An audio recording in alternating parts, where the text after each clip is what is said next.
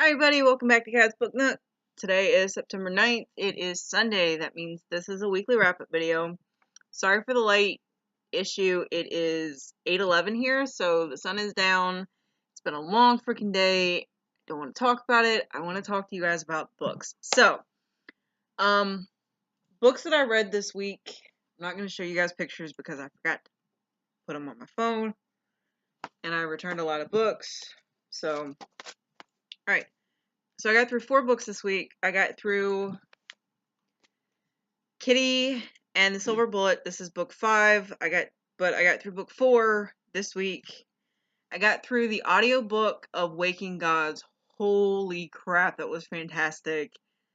The voice actor for Eva, though, was slightly annoying, but I understand why. She's a 10-year-old kid. She plays a 10-year-old kid. 10-year-olds are slightly annoying. More so if you don't enjoy children. Anyway, Waking Gods was fantastic. It was unexpected. It was great. Then I also finished, finally, Juliet Immortal by Stacey Jay. It's a retelling of Romeo and Juliet, but it's not really all that great. It kind of 3 stars. That's all I gave, was 3 stars.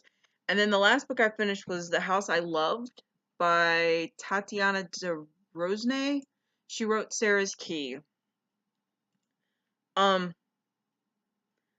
up in an area that there was always construction going on and people talking about, oh, well, this person had to sell their house so the interstate here could be built, things like that. The House I Loved was set in 1860s France, and it followed along those storylines. It was about a woman that stayed in the house that she's always lived in with her husband and her family and her husband's family, and just she refused to leave. And it's written in letters to her husband, who, spoiler warning, has died. He died several years ago. Before she started writing letters to him. There was a plot twist at the end of it, which was super sad, but for a 6-hour audiobook, it was pretty good. So those are the 4 books that I finished. I am currently reading a lot. So, physical books I'm currently reading. Kitty and the Dead Man's Hand. This is book 5 in the Kitty series by Carrie, Vaughn. I'm on page 96. It's really good. I really enjoy this series, as you can tell, and I can't wait to read the rest of them. Ray and I started reading Beartown by Fredrick Backman for our book club group. I am actually reading this to her out loud. She's dealing with it. It's not going too bad. It's like, you're funny when you do the voices. Okay, thank you. So, we are on page 52 of this, and we have until next Thursday when the book discussion is. So, we've got some time. Figured 50 pages every couple of days wasn't too bad. Probably not going to finish it that way, but who knows. These 2, I am not sure I'm going to finish. This one is literary fiction set in 1962. It is about a gay male and a lesbian female who end up in a relationship together. They have 2 kids, and they're sort of falling out and coming to terms with their lifestyles after things happen. It's kind of heartbreaking, and it definitely brings in the racism piece to it. You deal with homophobic people, you deal with the gay culture in a small town in Virginia, you deal with Social Security issues and being able to take somebody's birth certificate and just assume that identity, and the thought process behind, if you tell somebody you are even part black, you are black. There is no ifs, ands, or buts. You are black. And so that gets brought into it. It's just, I'm not quite halfway done with it. By the look on my face, you guys can tell what I think. But if I finish this, I will definitely I might do a review on this one. Just because it's not poorly written. She did a really good job with the writing and the way she brings everything together. It's just not my cup of tea right now. Has nothing to do with the portrayal of either the gay culture or the black culture. It's just I'm not connecting with the characters at all. I'm not understanding a lot behind the why. Why did you put yourself in that situation? Why did you find yourself in that situation to begin with? I don't know. If you've read this, I'd love to hear your thoughts on it, because it's definitely not one of my top reads right now. With Odd and True by Kat Winters, this is a 1909 supernatural story, basically supernatural, but with two females instead of Sam and Dean. Part of me wants to be like, if I want to read Supernatural or watch Supernatural, I'll just watch Sam and Dean go around for 11 seasons of Dean dies, then Sam dies, then Dean dies, Sam dies, Dean becomes a demon, Sam tries to save his life, back and forth. Again, another book that I'm not connecting to the characters with. It's just not happening.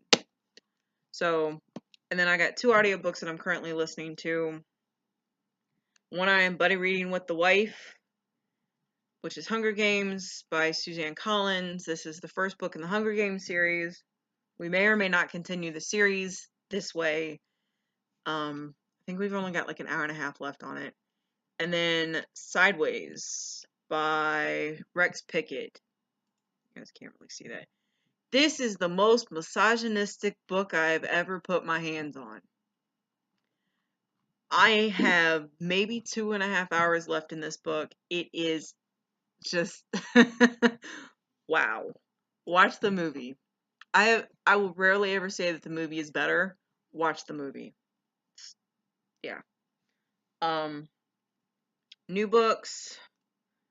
We got audio wise, we got The Best Exotic Marigold Hotel by Deborah Moggach. I'm not sure how you say her last name. I got The Time Machine by H.G. Wells. It's a very short audiobook, and I've never read it.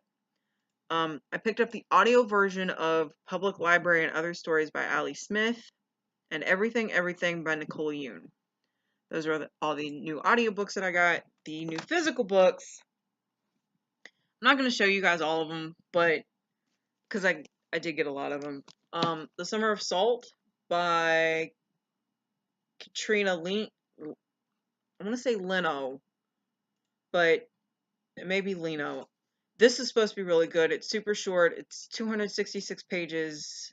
It's supposed to have female type romance to it, so this should be kind of neat to read after reading about a woman that doesn't get any type of situational stuff. Hopefully that'll help. Then got the other 3 books in the, I want to say the Trader's Blade series, but I don't think that's what the series is actually called. And then I got the other 3 books in the Raven Boys cycle. So 2 complete series. Yay! Okay, so DNF books. Moonlight Over Paris. Don't remember who it's by. DNF'd it. About 20 minutes into it. I'll just go pick it up. Same with Midnight Witch. I actually did pick that book up at the library the other day, so that one's new-ish. Books I returned. Wild Beauty by Anna, forget her last name. I'd had it for so long, I'm not going to read it before it's due again, and I think I've renewed it 3 or 4 times, so I'll get to it next year. And then we come to a series that I thought I was going to enjoy. So, earlier this year I read And I Darken by Kirsten White. I picked up Now I Rise and Bright We Burn. Bright We Burn had come in to the library. I went and picked it up. I'm thinking, you know, go ahead, get Now We Rise. Now I Rise, and I'll read the entire trilogy.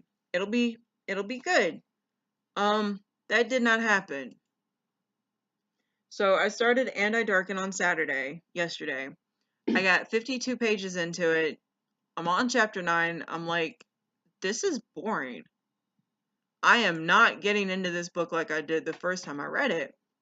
Had I read the entire trilogy all the way through earlier this year, I might have liked all of them. Right now, I'm not liking And I Darken. So I returned Now I Rise and Bright We Burn.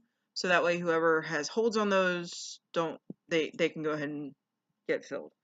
And I think that's all the return DNF books I did this week. So with that, hope you guys had a wonderful week. I look forward to talking to you guys later this week and on Sunday. And I will have a special announcement, not this week coming up, but next Sunday. So stay tuned for that. With that, I hope you guys have a great week. I already said that, and I'll see you guys later. Bye.